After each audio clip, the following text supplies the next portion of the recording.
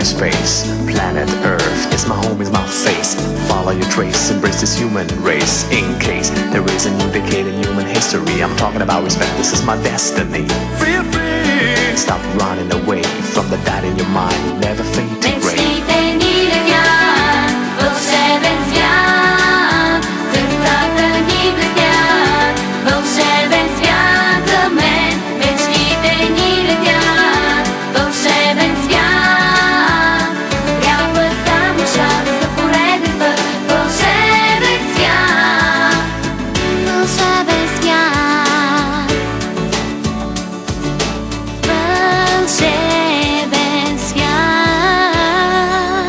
Planet Earth, gentle and blue, they cold as a rock or ice without a you.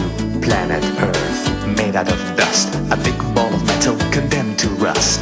Pray, let your soul be free, find out how to heal a bleeding wound. Don't stand around, life could be paradise. Peace on earth is what I found, all around in the magic world, from the air to the ground.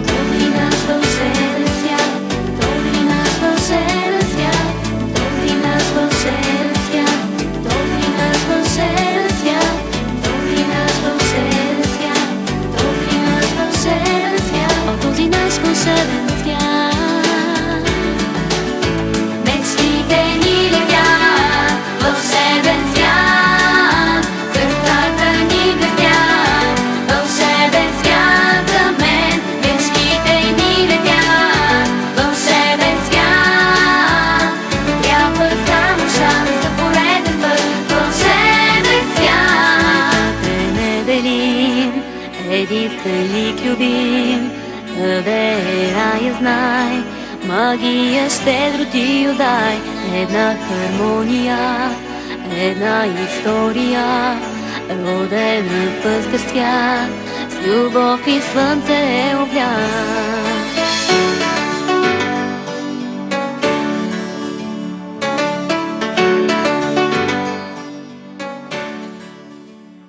Еха, казва Ани. Ани, Силвия, Савина, добре дошли. Добре заварили. Хвърлих ви в историята. Това се направо архив, нали? Коя година е това видео? Ами, 98 година. Как ви изглежда сега, като гледаме кадрите? Смешно. Мен не е готино пък. Ами, то е готино, но е забавно. Носталгично, да, но е различно. Така смешно ни е, нали? И сме по-млади. Това е единственото хубаво май, че сме по-млади. Да. Иначе... Такава беше музиката 98 година. Плюс това да запишеш песен с диджей Бобо беше цяло постижение за онова време. Как се събрахте, момичета, да разкажете съвсем накратинко историята? Съвсем случайно. Всъщност случи се така, че хора ни събраха в един предишен екип, обаче радвам се, че освен тези хора останахме приятелки до ден днешен и че направихме много хубави неща заедно и хората все още ни помнят. Тези, които са ви събрали, много прозорливи са били. Предполагам, че са усетили, че има спойка между трите. Ами, така се получи по принцип. Понякога в такива дамски формации се случват неразбори, нещо се случва, тръгват си, идват нови попълнения и така нататък. Ние се сработихме, допаднахме си като хора, като гласове, като така отношение към музиката, това какво ни харесва. И затова се задържахме толкова дълго време заедно. Да. Силвия, помниш ли първият момент, който се запозна с Ани и Савина? Аз си спомням. Всъщност те не уточниха, че аз бях последната, която се присъедини към техния екип. Те вече бяха заедно, а за мен специално беше направен конкурс между 300 момичета. Конкурсът беше направен от Георги Неделчев и небезизвестни Мартин Карбовски. Какво те караха да направиш? Ами да пея. Нищо повече. А търсиха ли определен типаж? Ами, не знам, нямам идея. Не бях руса тогава. Последствие ставах все по-руса и по-руса. Да. Явно основното беше да е добре изглеждащо момичето и да може да пее. Добре, най-вече. Супер интересна история. Задържам до тук. Продължаваме разговора с Ани, Савина и Силвия от Антибиотика след рекламите. Преди обед. В сърцето на зимата с антибиотик, не с антибиотика, три горещи дами, тъмнокосата, русата и червенокосата. Разгара на гриповете. Между другото, всички мъже, с които споделих, че ще ми идвате на гости, бяха така леко превъзбудени, нали? Много с огромен интерес очакваха да я видят. Ани, Силвия и Савина. Карахте ли се, момичета, като се събрахте в Случва ми началото? се, да. Да. Каква е професионални теми ли ви разделяте? Не само. Или... Ами, Бя ми кажете някакви Единственото, истории. за което не сме се карали, е мъже. Караме се за това. Това е основното. Кой как ще се гримира, каква коса и как ще се облече. Това са основните Смисъл са теми. да имахте задачка за да се музиката. различавате една от друга по грим, стил или как беше? Не, нямахме такова нещо. Просто женски работи. Ами това са били спорове. Нормално е, когато има повече от двама човек, даже и двама като са, естествено, че е да нормално, спорят. само И за така, момичета. не сме имали някакви такива скарвания. Аз си тръгвам от групата, повече никога няма да се върна или нещо това се е такова. случвало. Да, Значи, сега да 2 бъдем месеца. То се е случвало по някакъв начин, но то не е било, защото сме се скарали една между друга, поради други причини. Разделяли сме се няколко пъти, прекъсвали сме кариерата, но то не е било, защото се е случило нещо много страшно или което нещо не може много да бъде конфликтно. превъзмогнато. Да. А бяха луди по вас. Имахте много фенове, нали? да, имахме Поне много отстрани така фенове, изглеждаше. много участия, изключително много участия. Нас времето ни минаваше абсолютно и само в колата. Много пари имахте ли? Имахме и пари, да. Много Това не. време Става просто да сте изкарвали доволни от сме това. пари като- от това, В смисъл, което сме живеехме от занимавали. това. Имахме пари за... Професионални музиканти, нямаше нужда да Да. работите нещо Да, извън точно, това, с което да, се да, занимавате. никога. Спираха ли ви много по улиците, Да, момчета, да. за автографи? Момчета не, момичета. Момичета? Да, те са Това по... е също интересна гледна Да, точка. Някак мъжете си малко момчета са, се ги е пазиха. страх от три едновременно. Страх ги Ако беше примерно сме много. развити на такива самостоятелни бойни единици, да, тогава Сега по-лесно. спираха най-много. Но като сме трите забърви, да дойде някой да се осмели нещо да ни заговори, еле па някакво друго предложение да отправи. Принципно мъжете са много стресирани от хубави, умни и талантливи жени. Сигурно, Не да. мога да се сетя. Имахте ли предложение и съгласихте ли се да се снимате на някои от мъжките списания? Никога. Да, имали сме предложение, но Но Имахме за не първия съм ви брой на виждала. най-популярното, но даже по бело. И не се съгласи. Не се съгласи. Не. А офертата каква беше? Не ви удовлетвори или просто имате някакъв принцип, Не който беше, ви- тогава не изкарваха, не беше много пари, може би сега е по-скъпо така. Не, ние се плаща никога не на сме искали да парадираме прекалено много с визията, разговани и така нататък. Всъщност ние не сме имали такива сесии никога. Като сега. Разголи и по-разголени, винаги сме... Не сме искали сме хората да ни харесват заради музиката и за това, което правиме. Иначе най-лесното е, ако не те е срам, да се съблече за списанието. Не, че има нещо Иначе лошо. антибиотика като три момичета красиви, то си достатъчно еротично беше на времето. Трите на без да колеца се събличаме. виждам, да. А пътували сте много из страната и не само. Да. Кажете някоя интересна случка. Може от Италия, примерно. Беше много или- интересно. Сега се сещам на Мис Италия. Трябваше да пееме на английски. Нашия английски беше просто Потресаващ.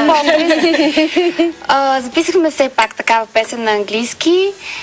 И смятайте колко е било зле, след като си изпълнихме на И аз си български. изпейте там каквото имате да си пеете. Да, на Изпейте си го на български. Тогава И на Мис стана Италия супер. пяхме на български. И отпред, точно пред нас, спомните ли си, беше Джан Франко Фере.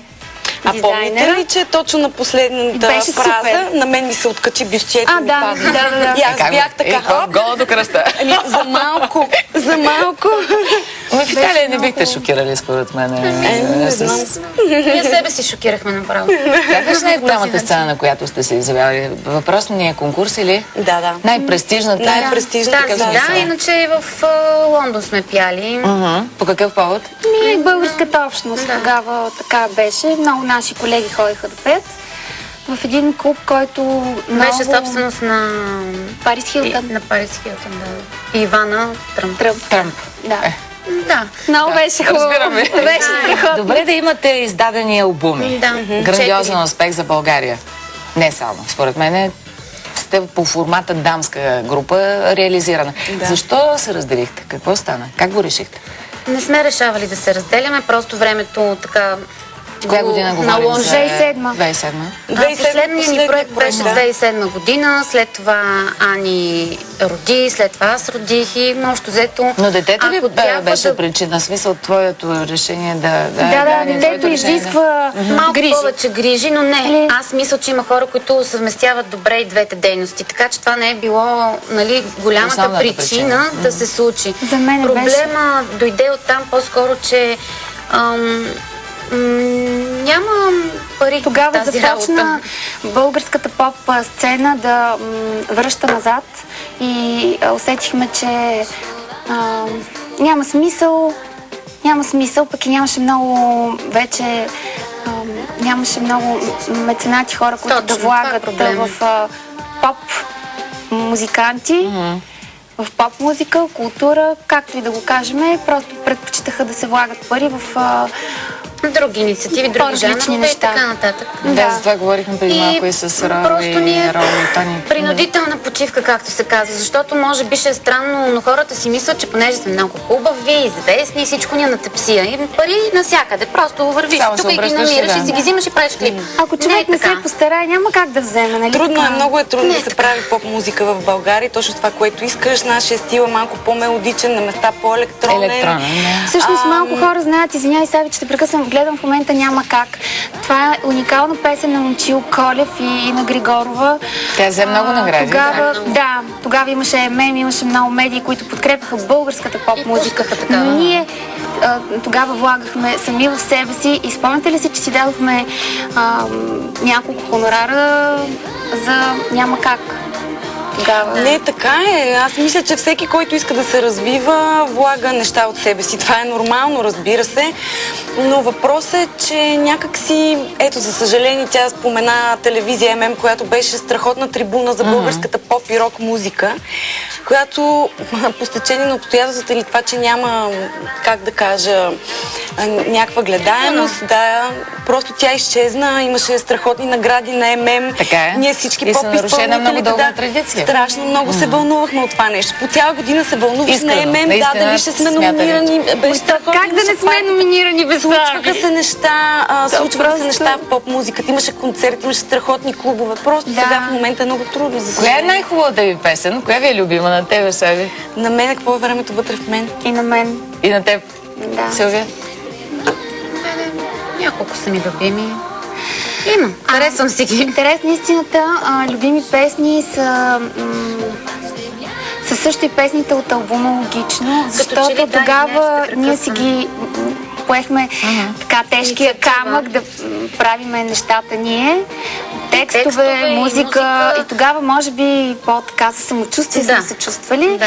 по-на мястото си като че ли. Иначе нашите песни, които ни изстреляха, нали, беше Вълшебен свят с диджей Бог, след това няма как. Да. Това е. Много се допълвате. Аз дори сега ви усещам, независимо, че разговора нали, е с прекъсвания Ние се и се познаваме колко довършвате. години. Сега липсвате ли си? няма да Поддържате ли кажа. отношения? разбира така, се, че... чуваме се, говорим да си си- за да някакви, си имате всякакви контакт. теми. Чакаме Сави да роди момиченце и ще Приятелски. направим една мини антибиотика. не знам Някой кога ще ден. Сави да не чакаш за теб. Не.